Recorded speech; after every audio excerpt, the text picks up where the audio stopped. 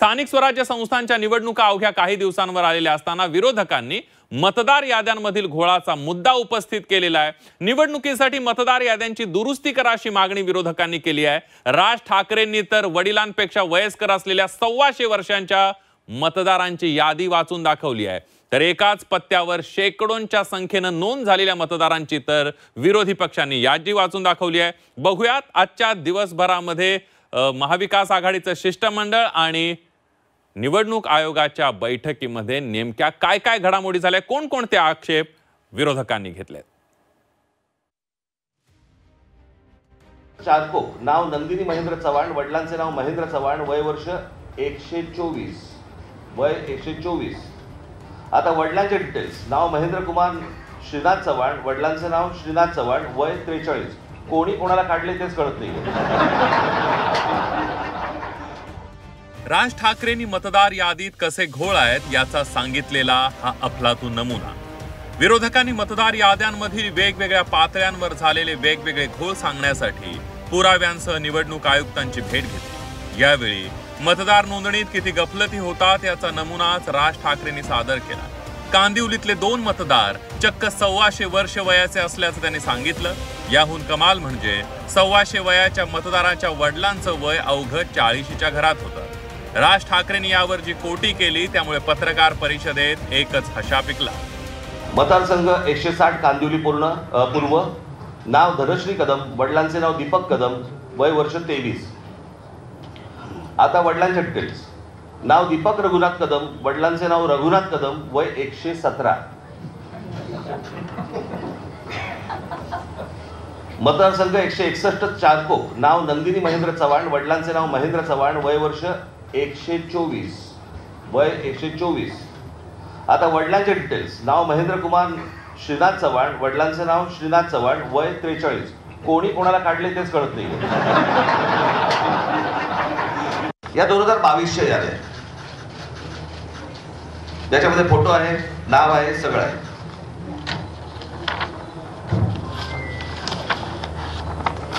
या आता जिल्हा परिषदेच्या 2025च्या याद्या आल्या, त्याच्यामध्ये फोटो काढून टाकले। हे सगळं निवडणूक आयोग स्वतः करतंय। हे का करतंय? जर समजा पारदर्शकता समजा ते आणतायत असं म्हणतायत किंवा आहे असं म्हणतायत जर निवडणुकांच्या प्रोसेसमध्ये, तर मग ह्या सगळ्या गोष्टी हे का करतायत आणि कशासाठी हा घोळ घालतायत? उद्धव ठाकरेंनी खास त्यांच्या स्टाईलने निवडणूक आयोगाला टोमणे लगावलेत। महाराष्ट्रात दीर्घायुषी मतदार आहेत म्हणजे जगातलं सर्वात चांगलं वातावरण महाराष्ट्रात आहे का असा टोला उद्धव ठाकरेंनी लगावला। आपल्याला जो काही धक्का बसला होता विधानसभा निवडणुकीच्या निकालानंतर, त्या सगळ्या सत्ताधारी जे आता आहेत त्यांच्या सत्ता प्राप्तीच्या चोरवाटा आम्ही आता अडवलेल्या आहेत। या चोरवाटा आहेत, मतचोरी ही चोरवाट आहे, पक्ष चोरी ही चोरवाट आहे। त्याच्यानंतर आणखीन एक मुद्दा आम्ही सांगितलं, पण त्याचा पुढचा टप्पा आहे। पहिली मतदारांची यादी ही निर्दोष असायला पाहिजे, व्यवस्थित असायला पाहिजे।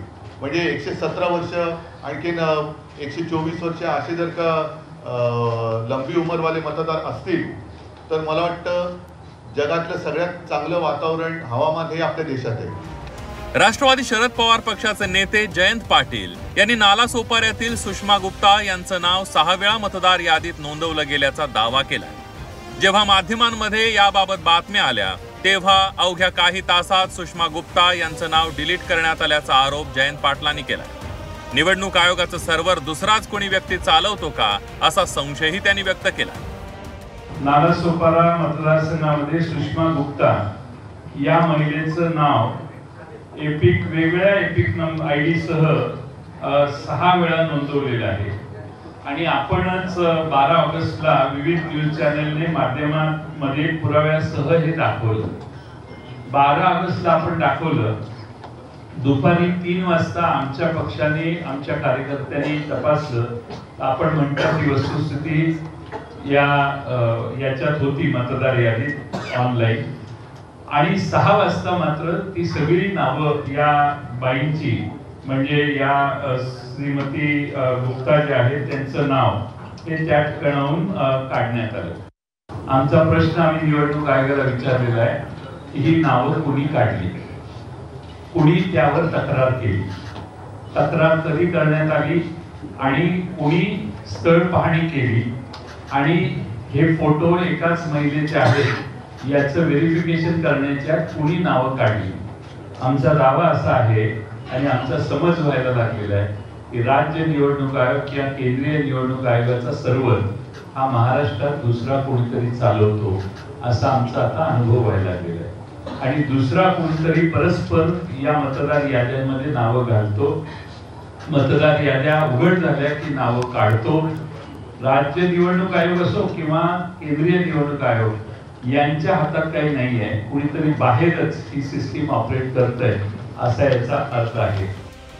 हे आरोप एवढ्यावरच थांबले नाहीये, तर राज्यातल्या वेगवेगळ्या मतदारसंघात एकाच पत्त्यावर 100-200च्या पटीत मतदारांची नोंद झाल्याचा मुद्दाही विरोधकांनी उपस्थित केलाय. राज्यातल्या अनेक शहरांमधील मतदार नोंदणीची यादी जयंत पाटलांनी वाचून दाखवली. मुरबाडमध्ये जे मतदार आहे मुरबाड मतदारसंघामध्ये, त्या मुरबाड मतदारसंघामध्ये बूथ क्रमांक 8 मध्ये 400 मतदारांचं एक घर आहे. 400 मतदार आहेत की ज्यांच्या घरासमोर फक्त डॅश आहे, म्हणजे घर नंबर डॅश आहे. बडनेरा विधानसभा मतदारसंघ बूथ नंबर 211 वरती 450 मतदारांचं घर क्रमांक 0 लिहिलेलं आहे. कामठी विधानसभामध्ये देखील 867 मतदारांचं घर निरंक आहे, घर नंबरच नाही. बऱ्याच ठिकाणी दुबार मतदार नोंदवण्यात आलेले आहेत, म्हणजे एका व्यक्तीला 8-8, 5-5, 4-4 वेळा मतदानाचा हक्क दिलेला आहे. पत्त्यावर अनेक नोंदणी आहेत. आता मध्य विधानसभा नाशिक इथं घर क्रमांक 3829 या घरामध्ये 813 मतदारांची नोंद आहे. पुणे कॅन्टोन्मेंट मतदारसंघात बूथ क्रमांक 30 मध्ये घर क्रमांक 226 या घरात 869 मतदारांची नोंद आहे.